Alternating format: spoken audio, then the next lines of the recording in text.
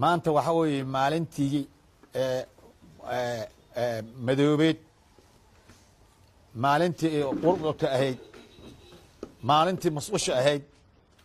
maalintii lugooyada maalintii midoobeed 13 oo la xiray sheekh mukhtaar roobow cali mansuur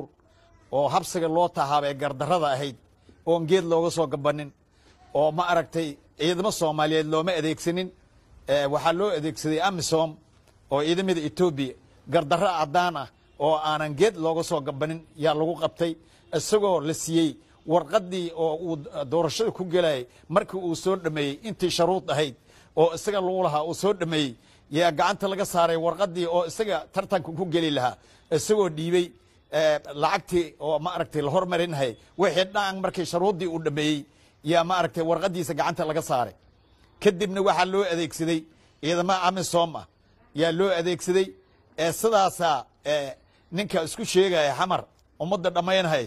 oo yaa ninkaas ku xirtay baydhabo geysteen ciidamadaas Itoobiya u waday yaa ku xirtay xamar taas oo maanta ay tahay 13 bisha oo ma aragtay maalintuu xirtay taariikhdaas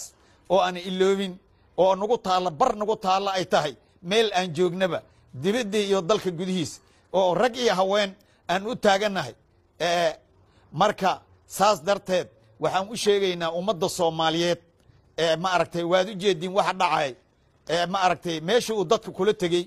oo ma aragtay garow ahayd ma aragtay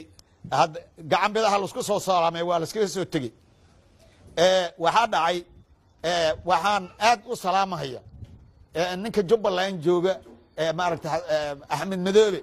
waa ku garab taaganahay walaalnimaan kugu garab taaganahay muslimnimaan kugu garab taaganahay khaa'innimo kuuma daba taaganin iyo oo ninkan khaa'inka ah oo Amerikaan ah qaba dhalasho Amerikaan aan Soomaali ahayn oo maanta ku daba taagan oo adiga ku daba ordahay insha Allah adaa guursanahay adaa guuleysanahay ilaahay idinkiis waa ku garab taaganahay islaamnimaan kugu garab taaganahay Soomaalinimaan kugu garab taaganahay waan adaa guuleysanahay kan Soomaali ma aha waa Amerikaan waa daba dhilif waa islaamka bax waa lugooye waa madoow yahay waa gardaran yahay ilaahayna guul ma siinahay waa arkaysin meesha uu tagay guul darro kaga soo tagay haddana guul darro xamar dad ku dhameeyay dadkii Soomaaliyeed aawi waa dhameeyay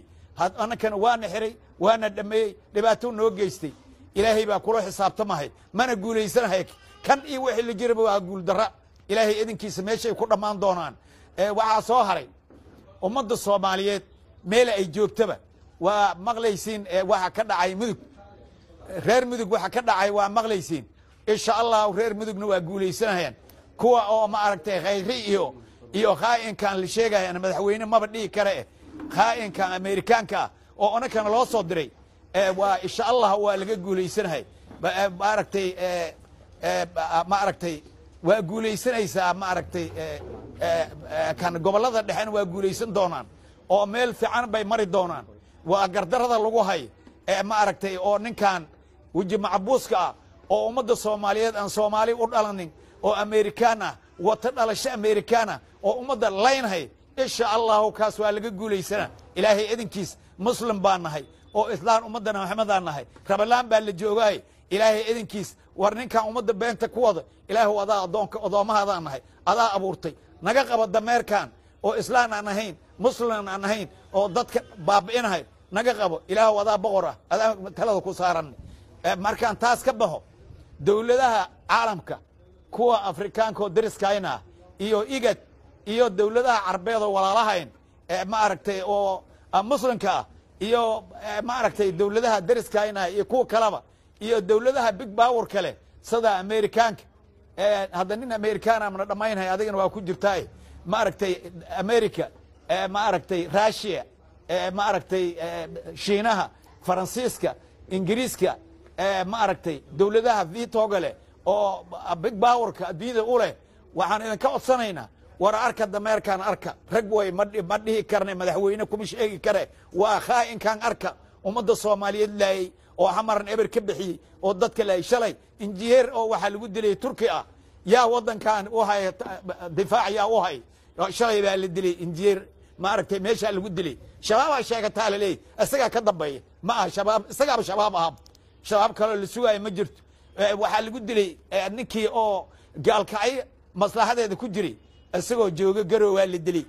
meesha ma aragtay oo halkaas u taagnaa shabaabkaba isagaa soo dira war ummadda soomaaliyeed kana iska qabta meel aad joogtaan hamar waa laayey annaka waana la laayey waxa noo dambeeya ma jiraan war midkan ma aragtaan ana ma dhihi kara kan madaxweyne waayo ummadda soomaaliyeed wax uma aha oo dadki waa laayey dadki waxa mas-uulka ah hadda laleeyahay oo meelaha lagu tilmaamayo oo nimankaa ka baxayoo sida ma aragtay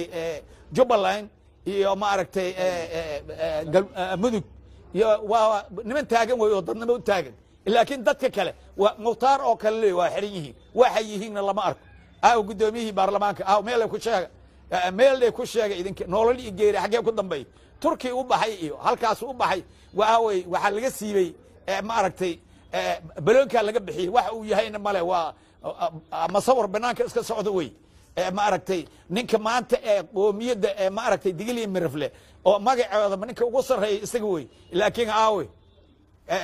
waxaa la marsiiyey meeshii jawaarey la marsiiyey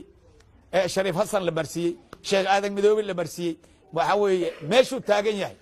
waryaa waxa idin dambeeyey ma lehe nolosha aan isku noqono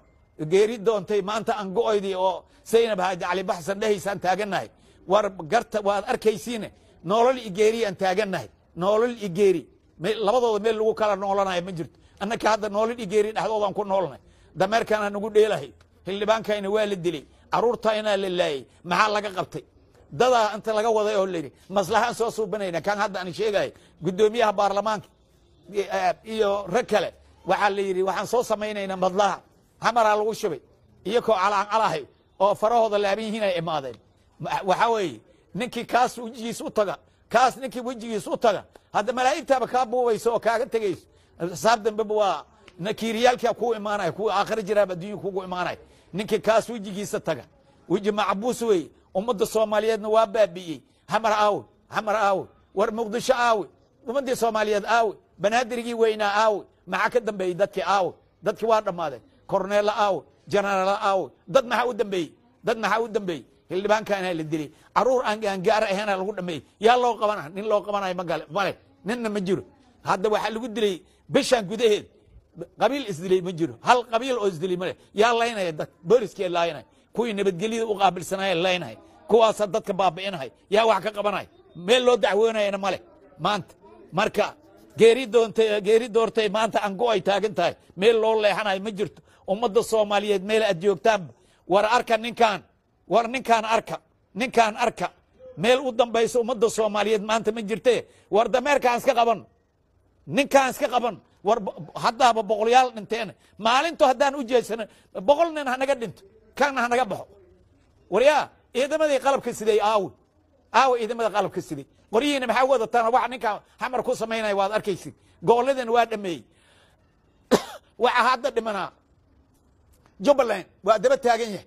jubbaland meel dhisan oo adduunkeedii oo maaragtay iyada haysato oo meel weli ka dagaalamahay ninka hadda madaxweynaha nin oo maaragtay gobollada maaragtay gobollada magaciisa yimid weeye oo maaragtay agagaarsheeda ka dagaalamahay isagaa ciidamada hor socda kiyaa la daba taagan yahay wuxuu diidan yahay mukhtaar rawow maxaa loo xiray waxaa loo xiray waxaa la yidhi ninkan tilaabo qaada oo reeganimo kale la soo baxa oo dagaalama ninkaas hadda waxaa loo haystaa maxaa shabaab ula dagaalan shabaab aabbihiis waa kan nin kale ma aha kana shabaab ah ummadda soomaaliyeed meel aad joogtaba xamar dadka la qarxinayo aabbahooda isaga waay isagaa teleefon u dira meel hebel ha la qarxiyo kan ha la sameeyo isagaa sameeyo madaxweyneaad meesha ku leedihiin madaxweyne dalkan ma joogo waryaada dad waa joogaa xamar doorta dadka xamar jooga waa joogaan sheekh shariif baa jooga oo xasan sheekh maxamuudaa jooga dad caalamiina joogaan oo diinta islaamka wax ka kasaay yaa jooga kan diigna ma yaqaano wax magaceedii maaha waa dulli oo ummadda soomaaliyeed loo soo diray war ninkaan naga qabta ha la qabta ninkaan ummadda soomaaliyeed meelaad joogtaan waa mahadsantihiin intii dhegaysanaysa waa mahadsantihiin waxaan rabaa in ma aragtay mid kasto soomaaliya mid jooga dibaddii iyo dalka meel aad joogtaanba war ninkaan ha la arko meel aad joogtaanba dibaddii iyo dalka ha la qoro ko wuxuu wataa basaboor americana maalin dhowe dowladda america waa hadashay waxay tiri basaboorkan madaxweynena laguma noqon karo prime minister laguma noqon karo ma aragtay laguma noqon karo wasiirka arrimaha dibadda iyo laguma noqon karo iyo prime minister iyo madaxweyne laguma noqon karo waryaa baasaboorka iska geey dawladda istaarti unitiya la dhahaa waa 50 dawladood isku tagtay baasaboorka iska geey amba ka tag meesha aad leedahay madaxweyne maba ihide ummadan horteeda ka leexo waa ma aragtay waxa dullo ilaahay keenay baa tahay haddana ilaahay baa ku qabanaya nin kale ku diray nin kale ma leh ilaahay baa ku qabanaya ummadda Soomaaliyeed meel aad joogtaan mar war doobaxay isagu wuxuu yiraahdaa daarood Ismaaciil wal daarood Ismaaciil ma akan ha ku qaldamin kan daarood Ismaaciil ma mareexaan waa leeyahay mareexaan dad xidid aan hay ma aragtay ay samee aniga 5 cunug oo ma aragtay mareexaan awow wahay gabadhayda dhash mareexaan yaan lagu sheegay kan mareexaan daarood yaan lagu sheegay daarood dad sharaf leh way